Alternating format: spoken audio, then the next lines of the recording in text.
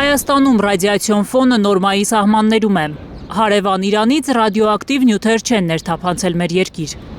Հայաստանի հիդրոթերապևտաբանության և մոնիթորինգի կենտրոնը 24/7 ռեժիմով շարունակում է դոզիմետրիկ չափումները Ագարակում, Մեղրիում և Քաջարանում։ Միջին ֆոնը 15-16 միկրոռենտգեն է, այդ նորմա է։ Որքան ես գիտեմ, որևէ բան չի վնասվել, ես նյութի մասին եմ ասում, ռադիոակտիվ նյութերը չեն վնասվել։ Եթե իրանական 3 միջուկային օբյեկտներում՝ Նաթանզում, Ֆորդոյում և Սպահանում եղած ռադիոակտիվ նյութերը կիրակի վնասված լինեին, ճգնաժամ կլիներ Հարավային Կովկասում և Մերձավոր Արևելքում, համոզված են մասնագետները։ Այդ վտանգավոր նյութերի մի մասը մասնագետների կարծիքով իրանցիները դուրս են բերել նախքան ռմբակոծությունը։ ՄԱԳԱՏԵ-ի ղեկավար Ռաֆայել Գրոսին կոչ է արել Իրանին ասել, ուր են տարել միջուկային վառելիքը։ Ամենամեծը Ֆորդոն էր, ես ինչքան հասկացել եմ, այնտեղից նյութերը ժամանակին անել եմ։ Ամեն դեպքում եւ միջազգային տեսանկյունից այն ատյանները, որոնք կարող էին որոշ տվյալներ մոնիտորինգի ունենալ, եւ մեր տվյալները բոլորը ասում են նրա մասին, որ ինչ-որ մի լուրջ բան չի վնասվել։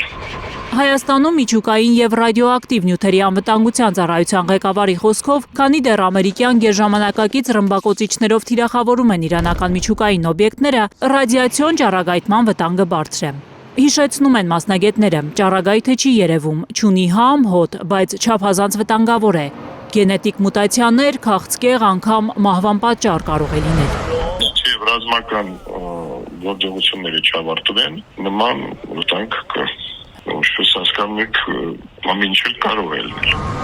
Վատագույն սցենարի դեպքում Հայաստանի միջուկային անվտանգության կարգավորման կոմիտեն է առաջին իմանալու ճառագայթային աղտոտվածության մասին։ Հետո ներքին գործերի նախարարության փրկարար ծառայությունն է պարտավորվելու իրազեկել ու պաշտպանել մեր երկրի քաղաքացիներին։ Ամեն երկիր նման իրավիճակների համար իր ռեգլամենտը ունի, մենք էլ ունենք։ Մի քանի պարզ քայլ, որ պետք է իմանալ ճառագայթային ամպից պաշտպանվելիս։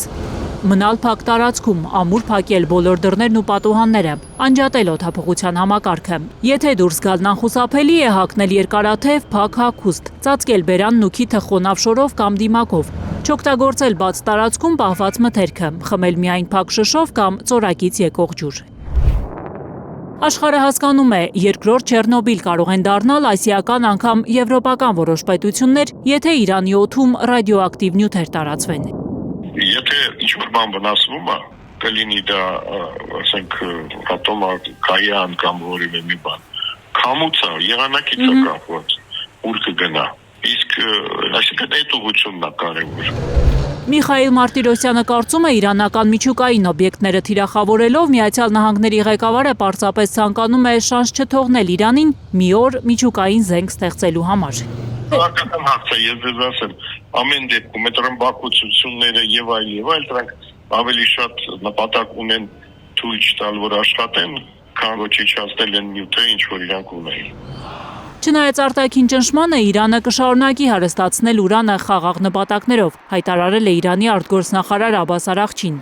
Ատոմային էներգիայի միջազգային գործակալության գլխավոր տնօրենի համոզմամբ բանակցությունն է միակ միջոցը կանխելու Իրանի միջուկային զենք ստեղծելու փորձերը։ Ռազմական էսկալացիան վտանգավոր է, ահազանգել է Ռաֆայել Գրոսին։ Սպահանի միջուկային օբյեկտներին նահանգների հասցրած հարվածներից բունկերներ են վնասվել, որտեղ ուրան էր վերամշակվում։